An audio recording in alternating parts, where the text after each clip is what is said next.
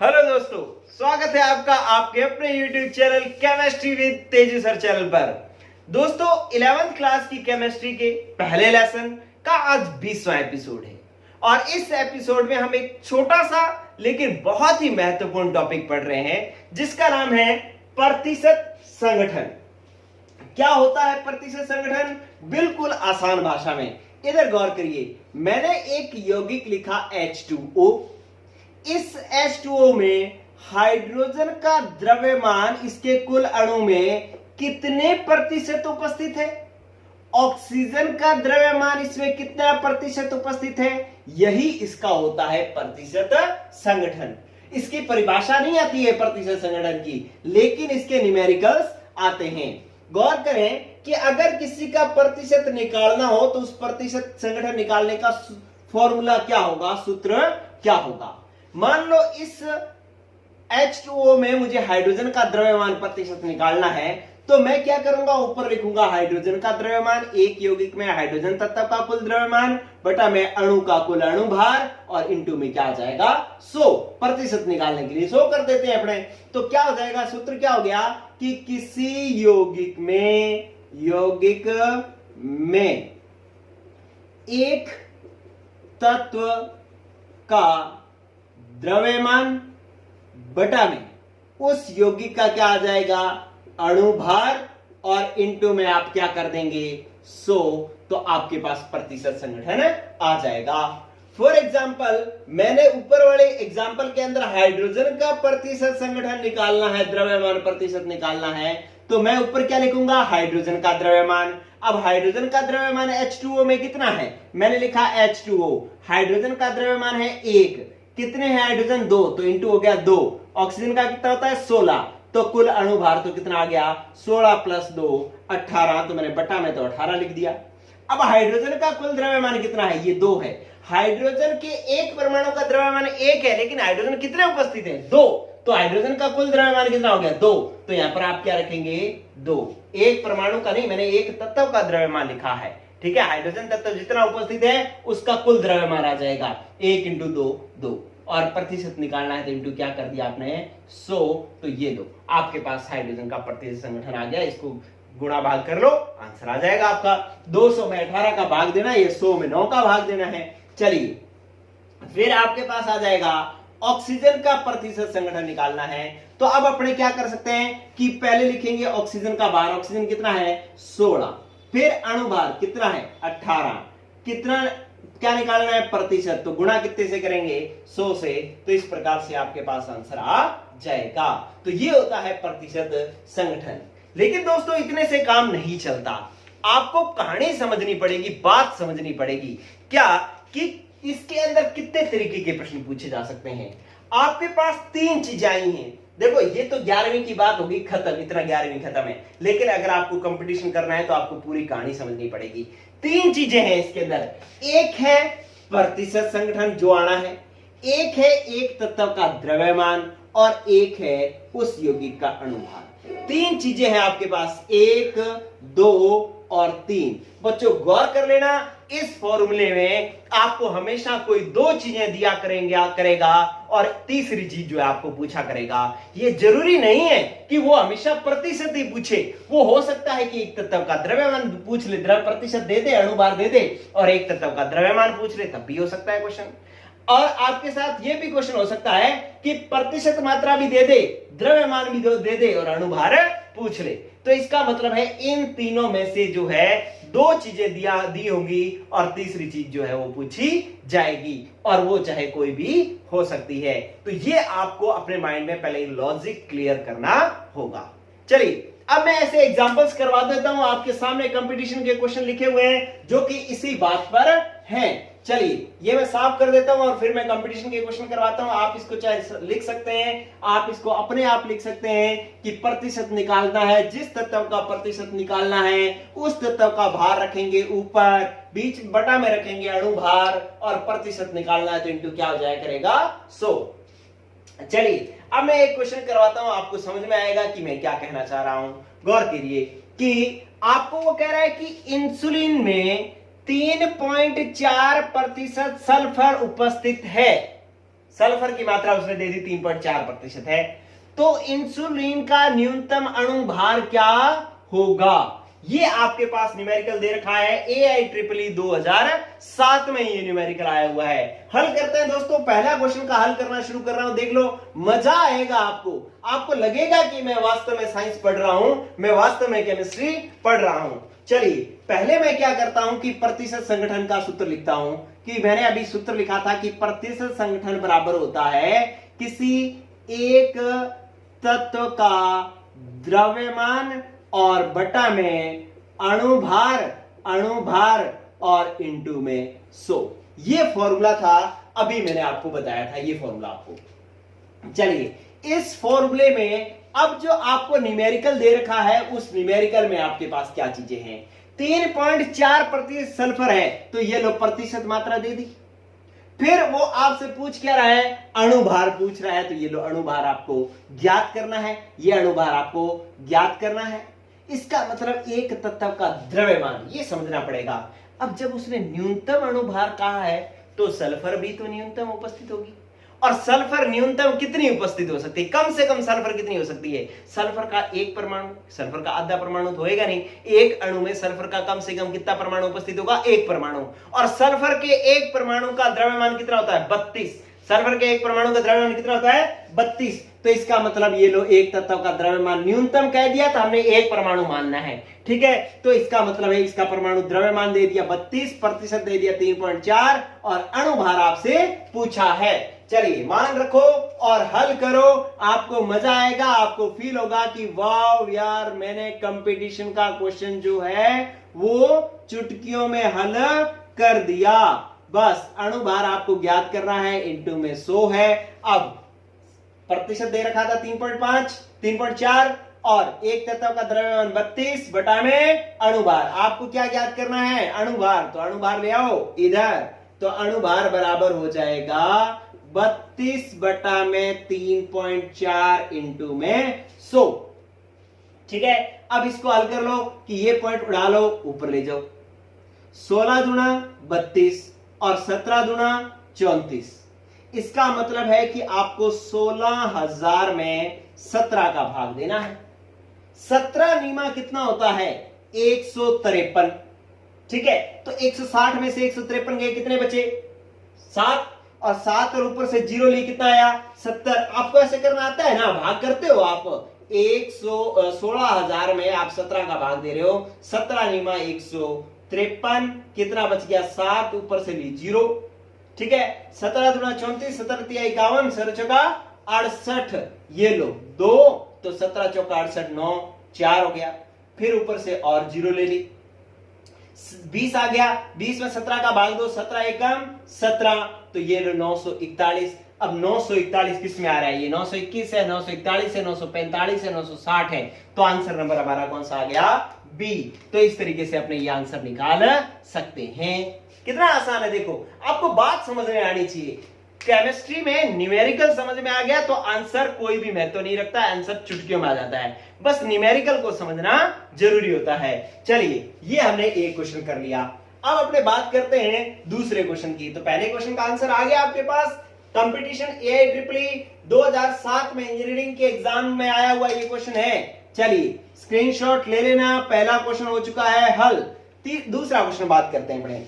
चलिए, दूसरा क्वेश्चन क्या कह रहा है, वो कह रहा है, ये क्वेश्चन नंबर है 2, ये क्वेश्चन नंबर 3। तीनों क्वेश्चन वेरी इंपॉर्टेंट, और जितने मैंने बातें बताई है वो सारों को ये कंप्लीट करेगा। सारी बातों पर आधारित क्वेश्चन होंगे इसके अंदर। कह रहा है, हीमोग्लोबिन में 0.24% आयरन भारानुसार उपस्थित है। चलो जी, हमारे पास एक केमिस्ट्री में एक चीज और समझना, जो न्यूमेरिकल दिया होगा ना, उसके अंदर भी नॉलेज होगा, उसके अंदर भी कोई सीखने की चीज होगी। तो आपको ये पता लग गया कि हीमोग्लोबिन में आयरन उपस्थित होता है, ये बढ़िया चीज है। हीमोग्लोबिन में क्या उपस्थित होता है, आयरन। चलो, और ये सल्फर किसमें उपस्थित होता है, इंसुलिन में। इंसुलिन हार्मोन में क्या उपस्थित होता है, सल्फर। देखो, ये चीजें भी सीखने को मिल रही है आपको। तो हीमोग्लोबिन में 0.25% भारानुसार आयरन उपस्थित है। यदि हीमोग्लोबिन का अणु भार 79,600 ग्राम है, तो हीमोग्लोबिन के एक अणु में आयरन परमाणुओं की संख्या होगी और आयरन का परमाणु भार दे रखा है 56। ठीक है, तो आपके पास पहले आ जाओ इस फॉर्मूले में प्रतिशत मात्रा दे दी। ठीक है जी, अब एक तत्व का द्रव्यमान एक तत्व का नहीं दिया, और लेकिन अणुभार आपको उसने दे दिया। अणुभार दे दिया कितना, 79,600 ग्राम। तो ये दे दिया, एक ये चीज दे दी, एक ये दे दी। अब पूछा क्या है इस बार, एक तत्व का द्रव्यमान पूछा है।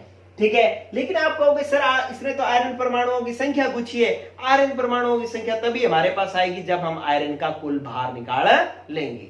ठीक है, तो आयरन का द्रव्यमान निकालते हैं। तो क्या इसने क्वेश्चन दे रखा है, प्रतिशत मात्रा कितनी दे रखी है, 0.25%। तत्व का द्रव्यमान मतलब एक तत्व का द्रव्यमान जो है हमें तत्व का क्या निकालना है, Fe का द्रव्यमान जो हमने निकालना है। और बेटा में अणु भार होता है 79,600। ठीक है, और इंटू में क्या हो गया 100। तो Fe का द्रव्यमान कितना हो गया, Fe का द्रव्यमान, देखो बच्चों आप ये समझे, ये Fe के एक परमाणु का भार दे रखा है और पूछा परमाणुओं की संख्या है, तो Fe का कुल द्रव्यमान निकाल देंगे कितना आया। अब जितना आएगा उसमें Fe के परमाणु एक परमाणु के भार का भाग दे देंगे तो Fe के परमाणुओं की संख्या आ जाएगी। तो पहले हम Fe का कुल द्रव्यमान निकाल रहे हैं। अब Fe का द्रव्यमान कितना आ जाएगा, इसको तिरछा गुणा कर लेंगे, ये भाग में चला जाएगा, तो ये आ जाएगा 0.25 इंटू में 89600 डिवाइड बाय 100। ठीक है, अब ये आप जीरो उड़ा दो, ये गुणा में हो गया, ये भाग में चला गया। चलिए अब ये बात आ गई, क्या कर दो, अब इसको हल कर लो, 2 0 से 2 0 कैंसिल। अब 25 को यहां से गुणा करो, 25 छिका 150, कितना आया 15 हासिल, 25 निमा 225, 225 और 15 240, 240 का जीरो आ गया, कितनी हासिल आई 24, और 25 8 200, 200 और 24 224।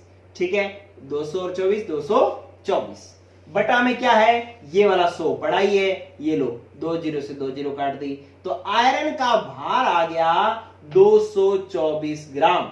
ठीक है, अब ये तो कुल भार आया है आयरन का, हमें क्या निकालना है, आयरन के परमाणुओं की संख्या। तो हम जितना भार आया है उसमें एक परमाणु का भाग दे देंगे तो परमाणुओं की संख्या आ जाएगी।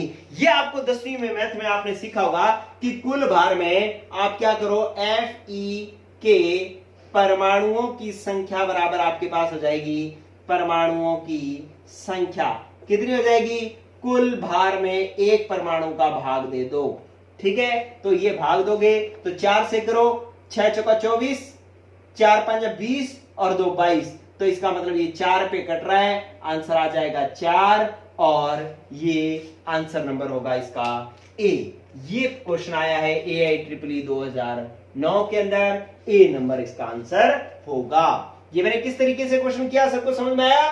ठीक है, आप मुझे कमेंट में बताते रहा करें कि भाई आपको कितने क्वेश्चन समझ में आ रहे हैं। चलिए इसके बाद अपने नेक्स्ट तीसरा क्वेश्चन और हल करते हैं, ये मैं साफ कर देता हूं और तीसरा क्वेश्चन हल करता हूं। चलिए, हाँ जी, स्क्रीनशॉट ले लें इसका।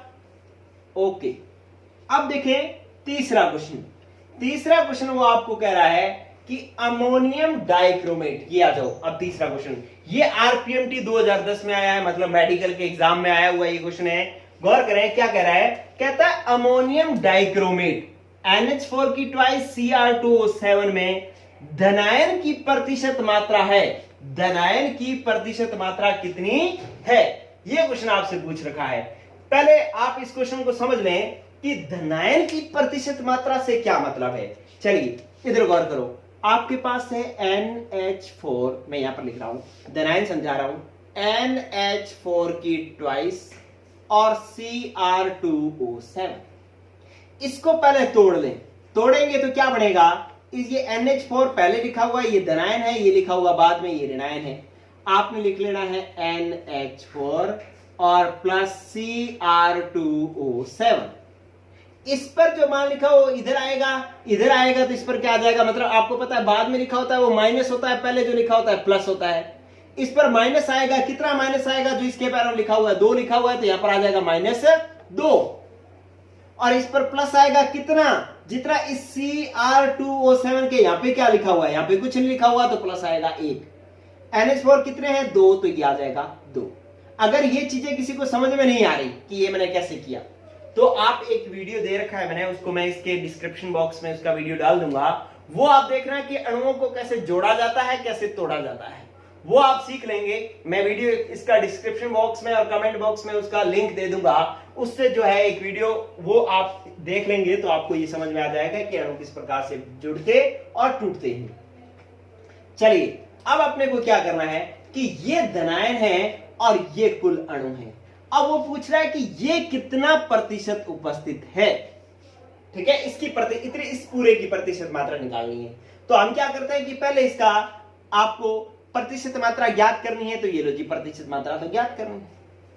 एक तत्व का द्रव्यमान, अब देखो एक तत्व का द्रव्यमान, यहां पर एक तत्व तो है नहीं, तत्व तो 2 है, नाइट्रोजन और हाइड्रोजन 2 है, और इनका इतना सारा द्रव्यमान है, तो इस पूरे का द्रव्यमान ऊपर रखना पड़ेगा और इस पूरे का अणुभार नीचे रखना पड़ेगा, और इंटू में 100 करोगे तब आपके पास प्रतिशत मात्रा आएगी।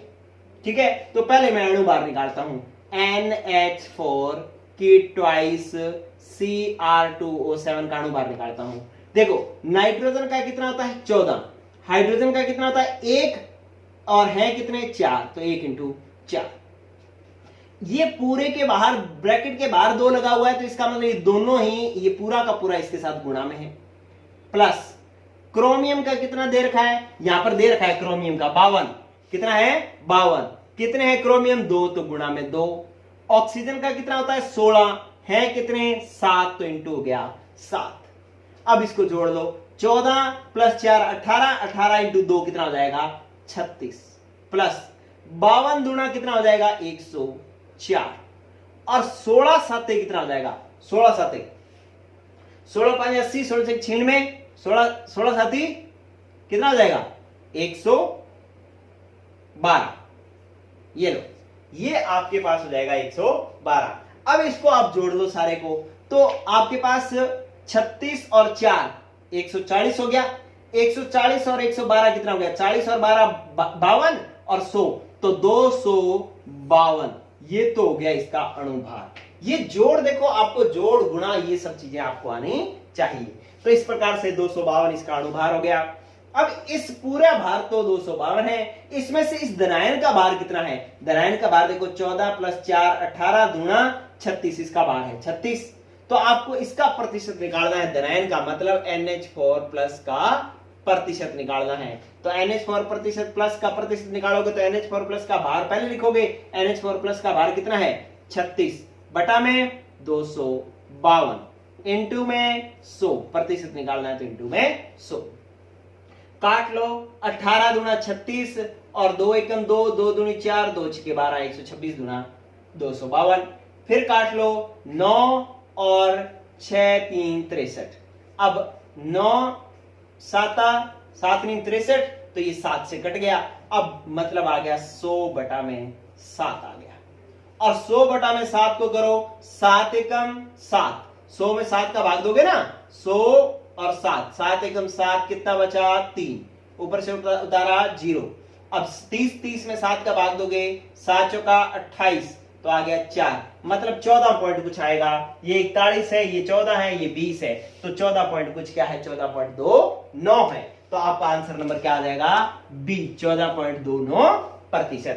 तो इस तरीके से आप जो है ये न्यूमेरिकल कर सकते हैं। आपको उसको धनायन का कह दिया, तो धनायन देखो अगर एक परमाणु उपस्थित होता तो हम एक का भार रखते। अब धनायन हमारे पास समूह है, पूरा अमोनियम धनायन है, NH4 प्लस है धनायन, ये पूरा इतना धनायन है, तो इस पूरे का भार हम रखेंगे। ठीक है दोस्तों, तो ये 3 क्वेश्चन जो है आपके बहुत सारे क्वेश्चनों को मतलब रिप्रेजेंट करता है। आप अगर इस तरीके के जितने और न्यूमेरिकल करेंगे, अगर आपने ये न्यूमेरिकल कर लिए तो फिर वो न्यूमेरिकल करना आपको आसान लगेगा, क्योंकि ये 3 करने के बाद में सभी तरीके लगभग आपके सामने आ चुके हैं। ठीक है दोस्तों, पढ़ते रहिए, वीडियो सबको शेयर कीजिए। क्लासेस जो है वो रेगुलर ही रहती हैं, पर शर्त है कि मैं कहीं बार ना हूं। अगर मैं रेगुलर यहां पर होता हूं तो वीडियो आपको डाल देता हूं। Okay, bye.